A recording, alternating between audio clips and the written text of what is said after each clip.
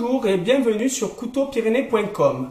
Donc aujourd'hui un petit tuto pour expliquer l'affûtage et en premier lieu pour comprendre l'affûtage il faut comprendre pourquoi ça ne coupe pas. Alors sur ce tableau je vais vous montrer donc un couteau qu'on voit ici neuf, alors tranchant vers le haut, quelque chose qui est aigu et pénétrant, et ici une lame usée qui coupe comme un genou, on voit que ça l'arrondit, et ces lignes droites en rouge vous montrent ce qu'on va ôter comme matière pour redonner quelque chose d'aigu et quelque chose qui va recouper. Alors finalement, une pierre, c'est comme une lime, elle va vous permettre d'ôter du métal. Alors, deux méthodes, une méthode sur une pierre ronde et une sur une plate. Et en premier lieu, je vais vous montrer ce qui se passe sur du plat. Alors ici, une pierre, bon, à rasoir avec du cuir, mais là, on va travailler sur la partie pierre avec de l'eau. Et donc, la chose la plus importante sera de bien maîtriser votre angle. Alors cet angle est en général de 10-15 degrés. Et donc, une fois que vous l'avez déterminé, il ne faut pas en démordre. Là est la clé du succès. Ensuite, trois gestes. Soit vous travaillez en aller-retour. Alors, c'est un geste que j'affectionne particulièrement. Soit on peut travailler, et certains arrivent à faire de magnifiques affûtages en faisant des petits cercles.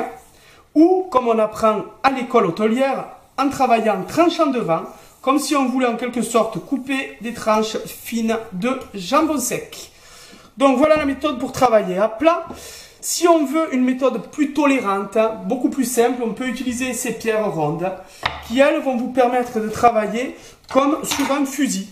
Alors ici, toujours une question d'angle. On pose son angle de 10-15 degrés, puis ensuite un geste en diagonale, dessus, dessous, en fait, comme sur un fusil.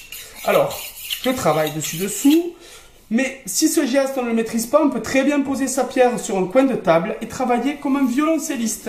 Alors voyons, on a toujours ce geste diagonal, aller-retour et les deux faces de la lame.